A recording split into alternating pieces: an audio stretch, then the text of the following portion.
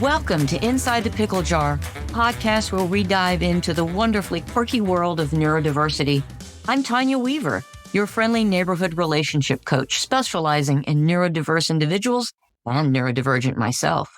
From communication tips to managing those "did you really just say that" moments, every episode will share real-life stories, expert advice, and practical strategies to help you tackle obstacles and build stronger, more fulfilling connections. Listen on to Inside the Pickle Jar, where every connection matters, every pickle has its place. Welcome back, everybody, to another episode of Inside the Pickle Jar. I'm Tanya Weaver, your host, and today I have a special guest, Corinna Freitag. Corinna is an executive coach, advisor, and speaker with over 30 years of expertise in natural and human sciences through the university, industry, and continuing education fields. She coaches STEM professionals to overcome workplace challenges so that they look forward to Mondays again. Executives hire her to develop and train their top talent. She also holds a PhD in chemistry, is certified as an executive coach, and received her Associate Certified Coach credential, otherwise known as ACC, through the International Coaching Federation, which is the gold standard of professional coaching. She has lived in different countries and worked for over 18 years globally in the automotive and chemical industry in various positions, with colleagues from the shop floor all the way up to senior vice presidents, which led her to being the Global Operation Excellence Leader for over 5 years. At the beginning of this year, she learned that she herself is autistic and is here to share her story, her work with her clients, and the techniques and tools she uses with her clients that help both them and her so much. So welcome, Corinna, and thank you so much for coming on the show to talk about your career, your journey with neurodivergence, and anything else that you think is important that the audiences should know. So, Thanks so much for having me, Tanya. oh, for sure. You are a friend and a barter coach. We do some work together, and I have really loved our sessions. So, I thought maybe you might start by telling the listeners what your experience with neurodivergence was like before you knew you were autistic. I have to admit that before I knew this, I did not know anything about neurodivergence. And to me, when I struggled, I had thoughts like that I'm not good enough. And whenever I realized that I'm different to other people, I felt kind of like being a freak. So these were basically like my main experiences before I discovered that I'm most likely autistic. Oh, right. And so, before you knew that this was just a brain wiring for you, how did you manage through those situations where you felt like a freak, as you said? Before, I have to say, before I just kind of like went through it, and also when I struggled with things or things did not work, it just kind of like went through it, and I kind of like, let's say, built walls around me to just protect myself. And I mean, the good thing about this is kind of like that through this, I developed a lot of persistence, endurance, and also that I really can say, I guess I'm used to challenges.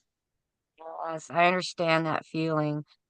Did you find yourself masking at times to try to blend in? Was that a function of or a feature for you, or you just sort of forged ahead and just ignored when those other situations arose?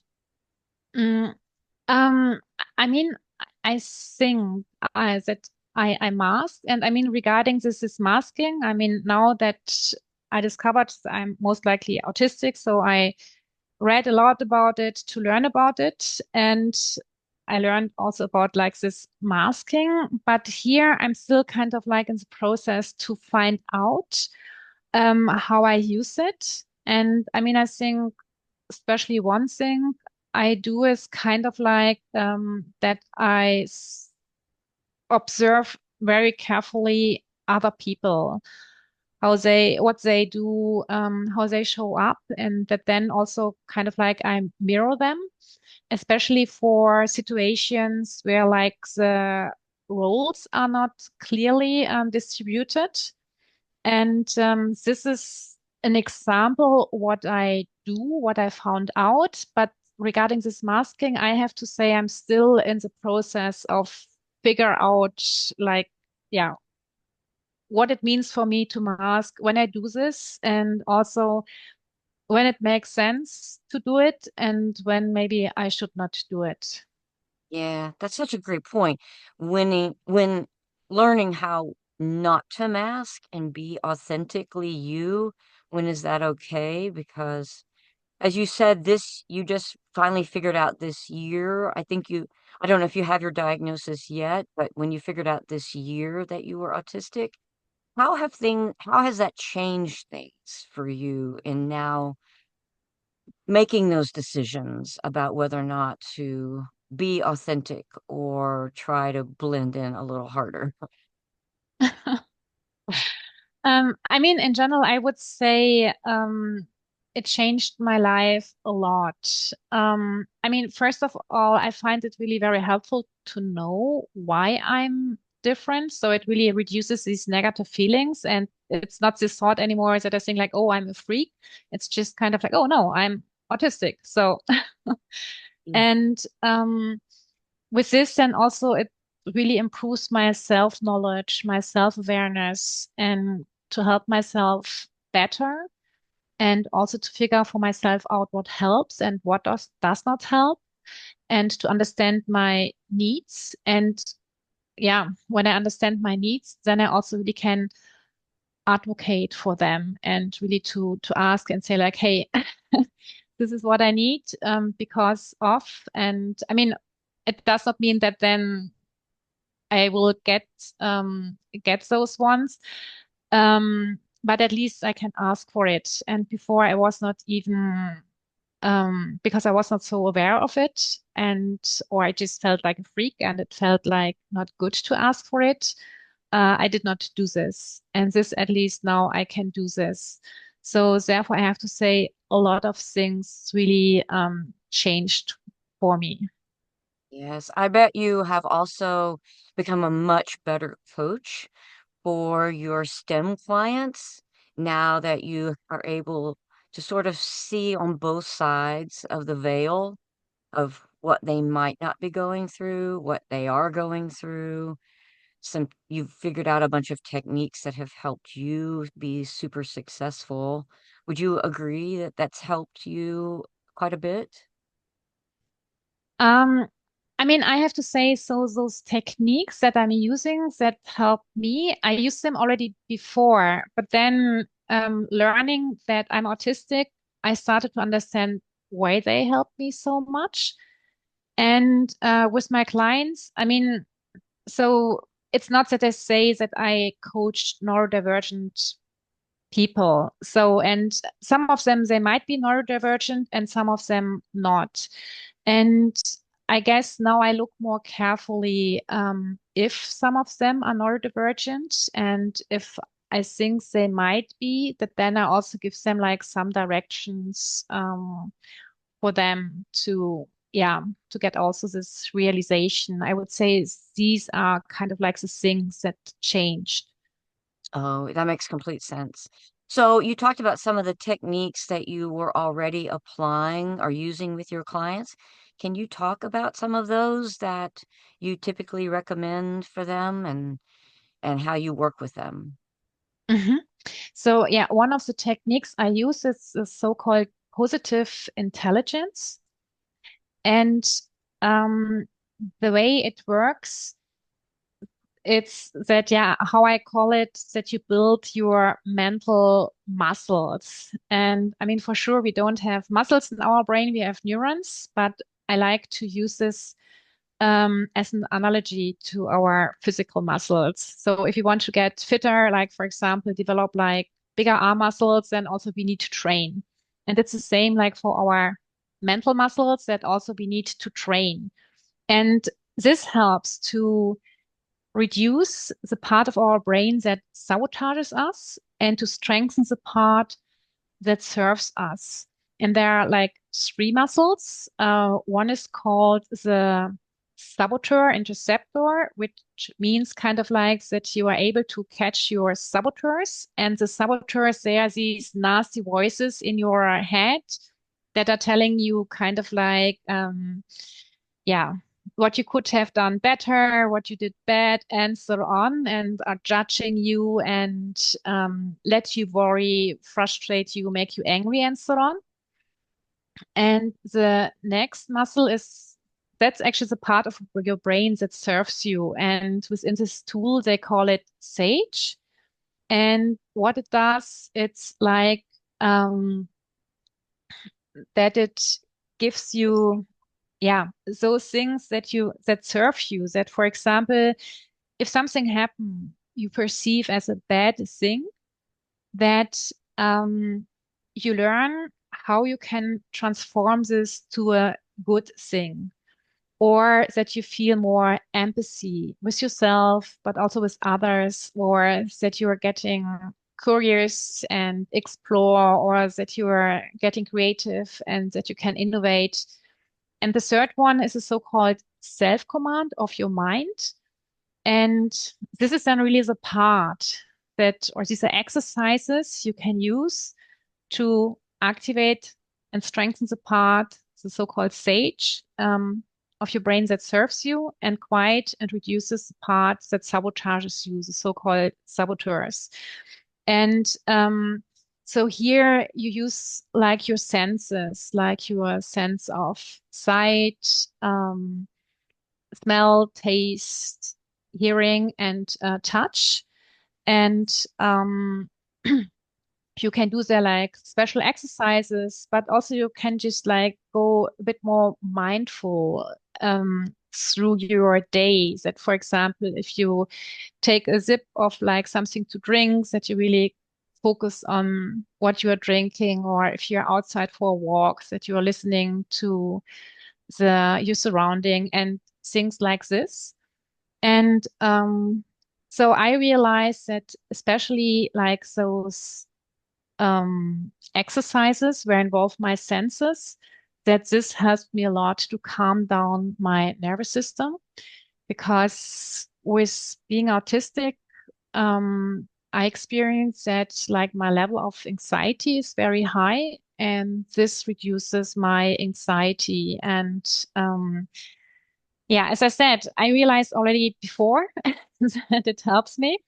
And now I understand why it helps me. And with this, I go more intentional through the day. That, I mean, I start the day with um, focus, with doing like exercises and focusing on my senses. And then also during the day, for example, if I um, if I exercise, then I also like really do this and focus on my senses. Or in between, if I maybe have like 15 minutes and I realize I need a break, I just go for a short walk, or I play a round of piano and like things like that, because I know that it helps me. And so far, my experience is like with all of my clients, I get feedback that they really say like, yeah, this helps them, and that it transforms the way they address challenges, and also the way they behave at work. So therefore, this tool works like, I would say, like for all kind of people, like if they are neurodivergent or if they are neurotypical. Oh, that's fabulous. It reminds me of a few practices in mindful practices of sort of just being mindful of when you're eating, when you're doing all of those things. But this is with an intention of increasing the proper muscles, which I think is an interesting reframing of that. And it sort of gives you an objective versus just saying to be mindful of eating and drinking. It I think especially for a lot of neurodivergent people, a reason why is super helpful. As you've said, like even just knowing why things are working for you makes much more sense than just, well, it's working, but I can't tell you, I can't explain how it's working for me. Yeah. Yeah. So a lot of that mindfulness practice, you are giving a purpose behind it, which I think is really helpful. And then your guided approach, it sounds like with your clients, is really helpful for them, especially since you've practiced this quite a bit. What I love about those kinds of practices is sometimes when you're feeling prickly, as I call it, my anxiety is up and I feel prickly. It kind of smooths out those edges just a bit and gets me back in my body as Mhm. opposed to feeling all up in my head and sort of overthinking obviously everything. Yeah, So yeah. yeah, and so I was going to ask you about what strategies you have to manage or mask some of your outward manifestations, but you've talked a lot about this calming. And then you've talked about a method to help your clients like be happier and enhance performance and with relationships, maybe by doing this practice. Are there other practices that you work with them besides the neuromuscular practices? Are there other techniques that you would like to talk about that you have used before? I mean, I have to say this is kind of like the main technique I use for all my clients because what I learn it's really kind or gives a great foundation that people or that enables people to change their habits, like to get rid of unwanted habits and to learn new habits. And so then I combine this with classical coaching so that I ask open-ended questions and that I like reflect what they said and also like hold the mirror up. And then also I spice it a bit with like giving advice because I was there myself. I worked for over 18 years in the corporate world. Um, And then the other thing, what I do is it depends really on like the client. When I see that they need like additional tools, then I also provide them additional tools. But this is really very individually and what I use there. Hmm.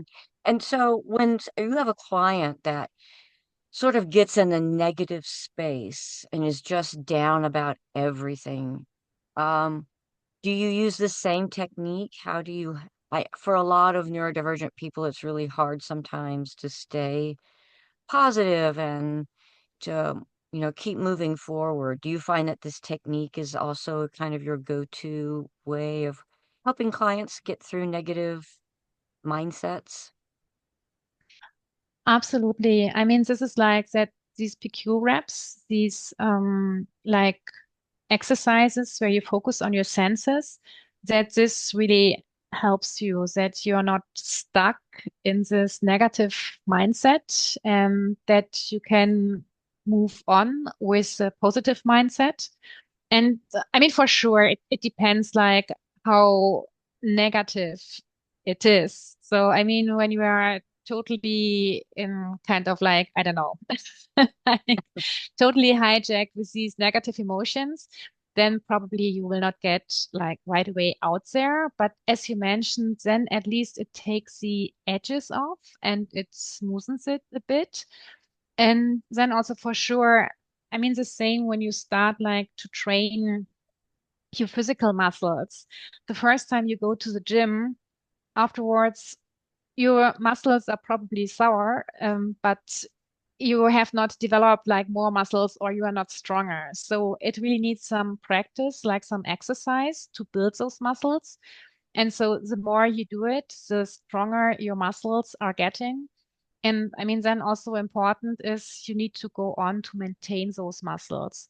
So that then really depends on your mental muscle strength, how good you can get out there.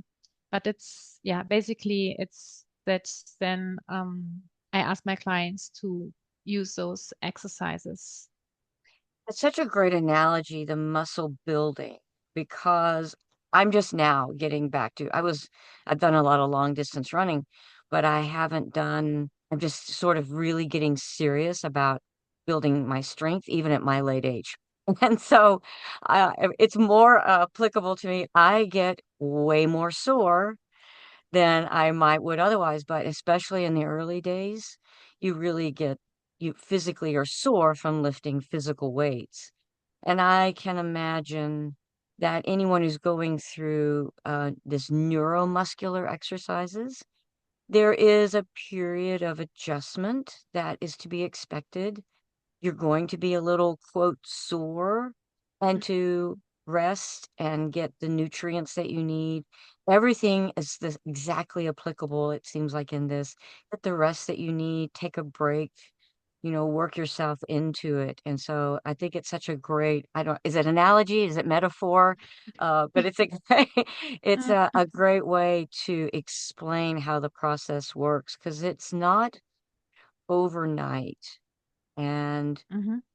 how do you help manage your clients' expectations for this doesn't just, it's going to take lots of practice. You have to continue lifting these weights. What are, how do you help people realize it could take weeks to get to where, or months or years? I mean, I'm almost 60. I'm still sabotaging myself. So yeah, I've been doing this myself for a while. I mean, I definitely tell them it's not kind of like that when we start with the coaching or before the coaching that I say like, hey, you do this and then just everything is good. No, I tell them you need to do this, you need to practice.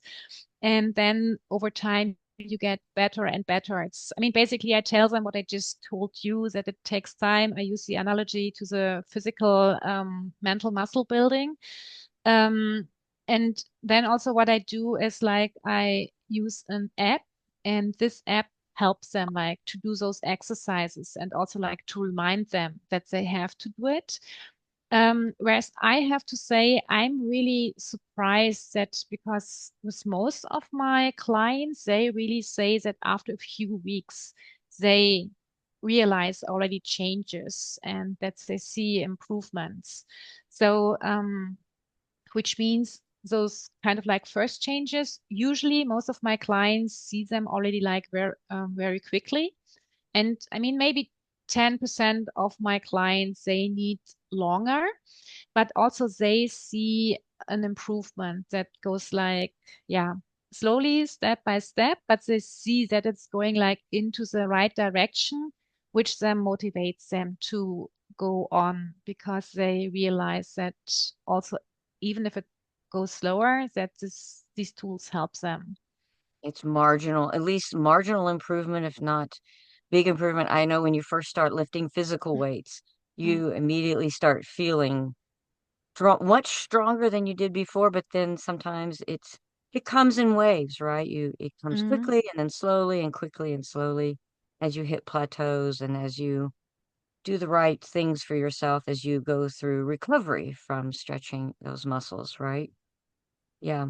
So, what do you find for you or your clients is the most frustrating part of being neurodivergent? I'm going to go with both sides of the coin, but we're going to start with the most frustrating part of being neurodivergent.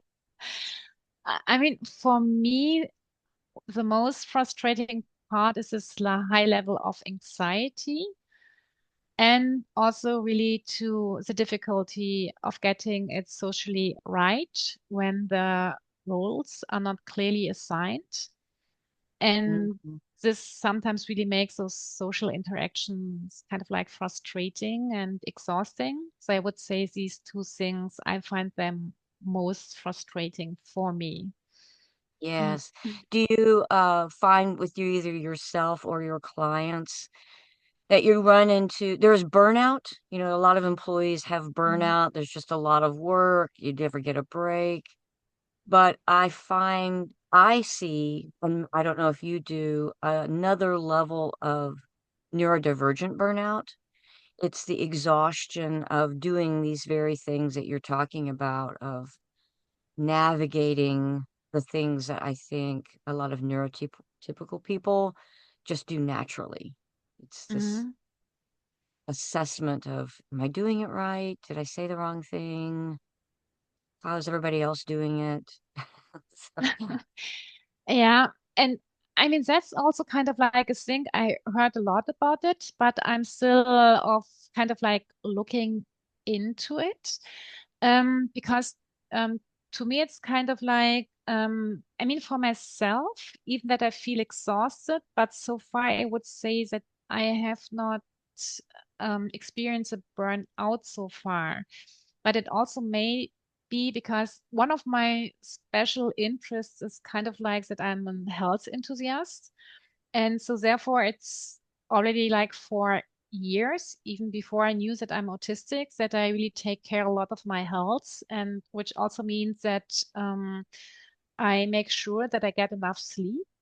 And this is what I realized already since years that I need a lot of sleep yeah. and more sleep than other people. And I think that this is probably something related that, as you mentioned, because things, yeah, exhaust me more, and that therefore I need more rest. This is such a valuable conversation, even for me. I grew up in a very high energy. My mother had high drive, achiever drive. And so this idea of taking a rest or getting more sleep was looked down on. Like you go to bed at, 10, 11 o'clock at night, and then you get up at 5 o'clock in the morning and it's go, go, go all the time. And it's only as of late, the fellow that I'm dating now, he sleeps more and encourages me to get sleep. And I know I have noticed over the years that if I don't sleep enough, I suffer from depression. And my world just is like nothing is good, even if everything is good.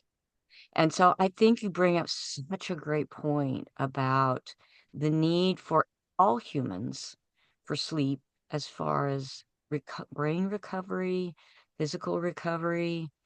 But when you're dealing with a couple of extra things in your life, like how do I manage social engagements and things like that, the permission to sleep more and Mm. use that, um, the science behind sleep, is such a valuable fact and conversation, and I'm really glad that you brought that up.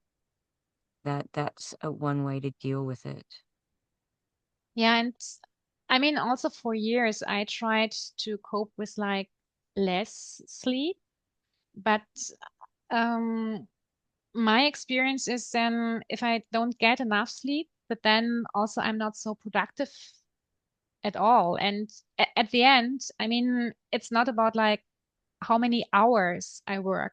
At the end, it's about like the outcome. And if I sleep more and then I can achieve the same thing in like less time, so then it does not matter. It's just when I sleep more, I feel also better. And it's also better for my health. Mm. Yeah, and you think more clearly, and yeah, and yes, I have learned power of a nap. Yeah. Even when I think I need to be doing, I realize I'm a human being and it's really not a human doing. I keep reminding myself of that, and that it helps me to be more efficient, to your point Mm. of I have more time to think through what I'm going to do instead of just charging right in and doing it twice, which Yeah. is, Yeah, and yeah, also, I mean, what I learned, it's like being more efficient, but also being more effective. I mean, it does not help me if I do for 5 hours very efficiently the wrong thing. So and so therefore I realize that it's really makes me also like more effective because then I can set the right priorities. And this is also really something where this tool of positive intelligence helped me a lot to before I started using it, sometimes I was kind of like running around like crazy, and I was like, oh, I need to do all these things. And now I'm able to be far more in in the moment and to focus on what I'm doing and be with my thoughts really at what I'm doing and not only like at the next or next thing. And then also this helps me to know what is important to do and helps me with my prioritization. And also, I realized that I think years ago there were so many things where I thought I have to do them, where nowadays I'm kind of like, it does not matter if I do it. It does not help me or someone else. So, yeah. Well, actually, that what the question was in the back of my mind because a lot of times you can see the laundry still needs to be done and the floor needs to be swept and the dishes need to be done and I have work to do and I have all these things, but I really need some sleep. And I think I don't know how you manage it, but I have learned to let some of that go and know that it will be there when I wake up. Yeah, for me it's the same. I mean, it's like one of my saboteurs that is very high is like so-called stickler, which is kind of like wants to have everything like 160%. Um, but with doing all these exercises, it really helped me to reduce it and to understand when good is good enough and that not everything needs to be like 160%. And yeah. Yeah. Yeah, there is a phrase very similar to that, that perfect is the enemy of good enough. Yeah. Yeah, and I have to repeat that to myself pretty frequently. So I asked you about the most frustrating part of being neurodivergent. What's the best part of being neurodivergent? Yeah, the best part for me is really my rich inner world. So I never get bored, and there's always something I can do. And I really don't need any distractions from the outside because there's so much in myself. And I guess this also has something to do with like my special interests. Because when I'm, yeah, with my special interests, so I can get really deep with the topics. And also what fascinates me then that I get to learn new things about it in a very short time and with really no effort. It's just like fun to dive deep into it and I really enjoy it. So I would say these are the two things, or maybe it's also like one thing, I don't know, but it's really kind of like my rich inner world and my special interests. Oh, that's great. And so what are some of your special interests that you have going on right now, if you're willing to share? And I mean, I would say it's I have them already for a long time, and it's really kind of like around health and really around like physical, but also like around like mental health. So, which means like, I mean, for myself, that I take care kind of like what I eat and also like to exercise properly and so on. But then also regarding like the mental health. So that's the way I found the tool of positive intelligence. But then also things like what I find fascinating is like humans behave. And so, yeah, Yeah. these are things like which I really like to dive into. And also, I mean, since I learned that I'm autistic, also like to understand this more and in general, like what it means to be neurodivergent and what other kind of different things are out there. And yeah, I would say these are kind of like the things which I have only like 4 years, or I mean, with the Yeah. autismus, this is kind of like beginning of this year. Yes. So you have a PhD in chemistry. Mhm. Do you think that is part are you breaking down like the physical activities and the health and the things that you eat? Are you taking it from that chemistry perspective, or this is something sort of you're experimental? I know that you probably did a lot of, thesis papers and work around experimenting. So I feel like you have this great stack of education to lead you into this field of this tool that you've developed for people, how they can eat better as and how they should like exercise better, sleep better. Are you breaking it down from a chemistry perspective, or is it just this natural curiosity of how do things fit together and work better through experimentation?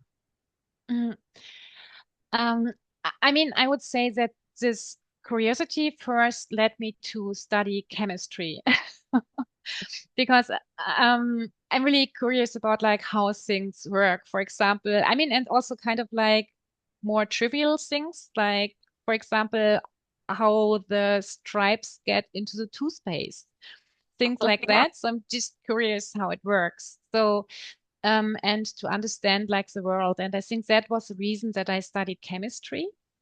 But I think studying chemistry really gave me the skills like to understand things like which are health related um, better because yeah, I mean, understanding the science behind this, for me, it's most of it, it's relatively easy to grab it. And but also, I mean, for me, it's kind of like there needs to be science behind it. If there's just like a tool and there's no science behind it, then I'm a bit skeptical. So therefore, like all of the things I use with my clients, but also like for myself, I really look for science behind it. And but then I mean also for sure this is kind of like this experimenting because even if there's science behind it, some things work better for some people and others better for other people. So therefore there's also this addition of this experimenting part, but which I also like. I mean also with yeah, during the time I studied chemistry, there were so many experiments I had to do in the laboratory. So, and this was also kind of like trial and error. So, therefore, I think in all those different areas, it's really a good fit. And it's probably kind of like the foundation for me, and it still helps me a lot. And I bring up all this to just help everybody be crystal clear what you are so uniquely qualified and why you're such a great coach. There's a lot of science base behind what you do. There's a lot of trial and error, a lot of curiosity, which is what makes a great coach, right? And the techniques that you have created to help your clients aren't just sort of grab and go. It's been a lot of time and thought and energy behind making all of those things come together for them. And so, um, based on all of that, you've worked with a lot of clients. What advice would you give those that are neurotypical in managing or working with or loving someone who is neurodivergent? Mhm. Um, Always assume well intent. As to me, this is the most important thing. So, and I would like to give you like another analogy to make it clearer.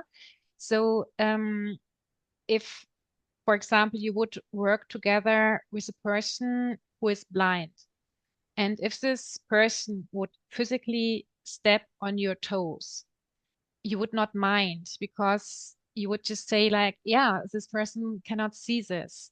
But it also happens that maybe a neurodivergent person steps you mentally on your toes.